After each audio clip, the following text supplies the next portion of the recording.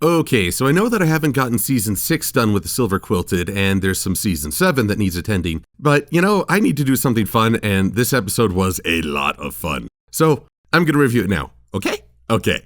I admit that I went into this episode with a lot of trepidation, but the truth is I had a blast with this episode, and Starlight really is the only character that could make this possible. As the show pointed out, Starlight is the least biased amongst the characters. Twilight and friends have always held Celestia in reverence, and so they'd likely view it that Luna was the one with the problem. In that way, we would have gotten a rehash of IDW's Luna Micro, in which she took over the day's activities while Celestia took a break. Here, however, we get to see both princesses struggle with the role and the chance to see them be truly vulnerable. Celestia in particular, as this season has shown a lot of the hidden fears that have dogged her every step of the way. She puts on this brave face to the world, but this is an episode where we got to see how hard she has to work to keep that facade. Just as Celestial Advice showed how she was afraid for Twilight, this shows how she's afraid for herself. Now, I imagine some other folks might criticize that Starlight is coming off as too perfect once again, that going with her gut was all she needed, a la Stephen Colbert. Can you believe I found that in a Google search? I'm not really surprised. But here's the thing, this is what we saw in both Rock Solid Friendship and here. Starlight is blunt, she says things very directly, but to show that she's moving away from being a sociopath, she cares about the impact those words have.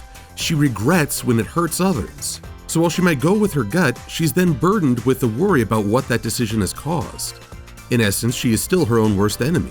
Now, Twilight is probably the weakest element as she's basically there to cause worry. In some ways, she acts as Starlight's conscience, reminding her of the consequences that can come from a place of authority. But she's also the one hitting the panic button and going a little crazy, which does add an element of humor that is much needed, but it also reduces her to a one-note character.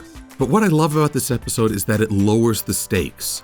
Believe me, it's still important that the princesses do a good job. We finally get to see that even the smallest actions carry a consequence and meaning. That's something Starlight herself didn't consider. But by making the scope more local and focusing on the day-to-day, the princesses don't have to be brought low into helpless damsels. That often happens at the end of the seasons where a big threat arises and it's up to the lead characters to save the day. Here though, they don't have to be saved from these events, they just have to work through them. And as a result, you know that even though things have gone awry, by working together, Celestia and Luna can overcome anything. Except the season-end villains, but that's why we have Twilight and company. And the battle between Nightmare Moon and Daybreaker was just a treat. Fiction within fiction, and yet it still had meaning. Not to mention awesome visuals. I will say I'm torn between Daybreaker and Nightmare Star's designs, but hey, there's more than one way to fall.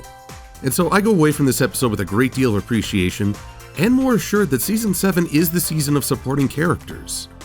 I will always treasure our main cast, but it's nice to see the world open up and flesh out some of the other elements.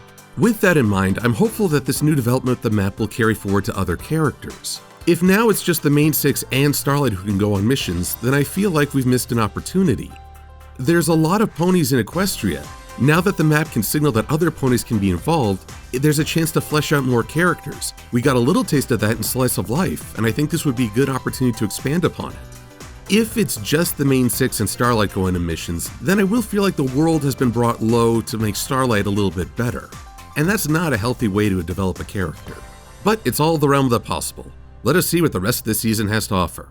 I'm Silver-Quilted. Thanks for watching.